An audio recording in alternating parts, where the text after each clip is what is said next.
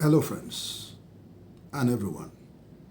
Welcome again to AM Online TV1 with the Great Oracle. A few days ago, in my video analysis, I posed the fundamental question: is the North willing to have some political rapprochement with the Southeast?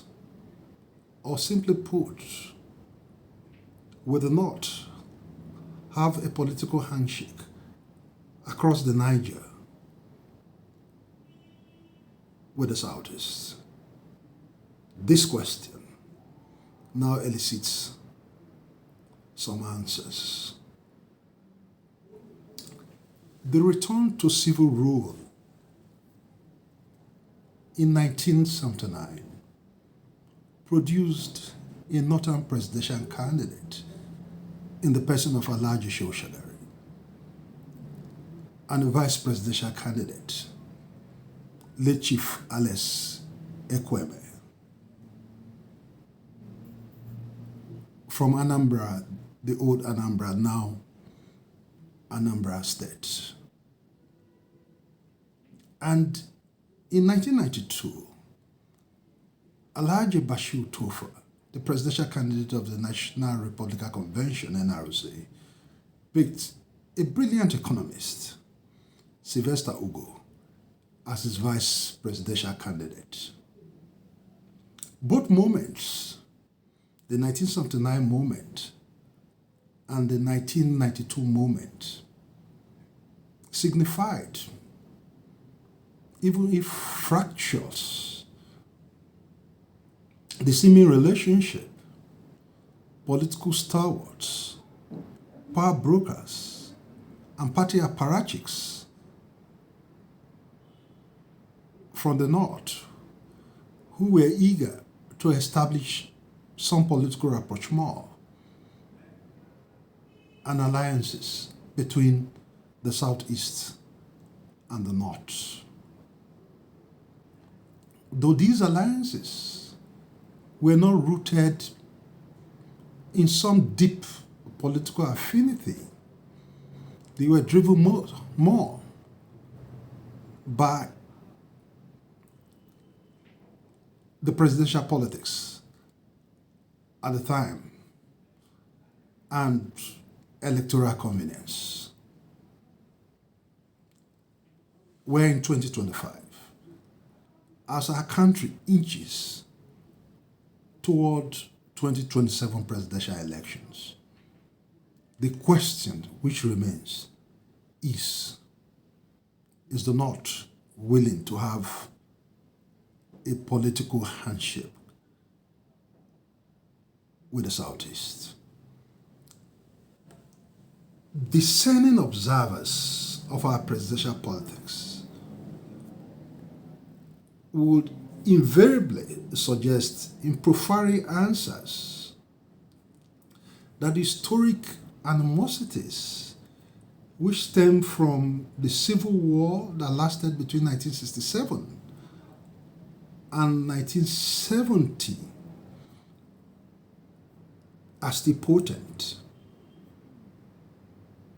while other observers, particularly the increasing number of youths in our country who agitate for justice, who insist that the long-standing political victimization, if you like, of the Southeast should come to some terminal end. The need for political and historical healings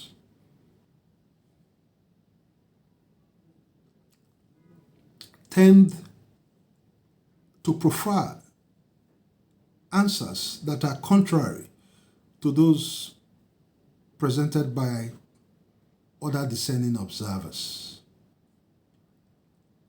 As we go or march towards 2027, the fundamental question about creating alliances, political realignment between geopolitical groups, i.e., the North and the Southeast, are as relevant as this desire for capturing political power in 2027.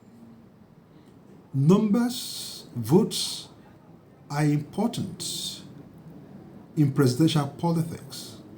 So power brokers on both sides of the political divide and geopolitical divides would have to look at the numbers that they have in each region in order to define and shape the type of political alliance or realignment they expect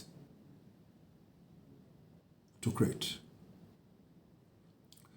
With Mr. Peter Obi, the former presidential candidate of the Labour Party, enjoying massive support across the length and breadth of our country, with many Nigerian youths eager to change the political system, eager to bring some order to the disorder that now characterizes our governance system. Power brokers must begin to look in the direction of Mr. Peter Obi. But of course, the question I posed at the beginning of this analysis still remains. Will the North have some political rapprochement with the Southeast? Is the North willing to have a handshake across the Niger with the Southeast? Only time will tell.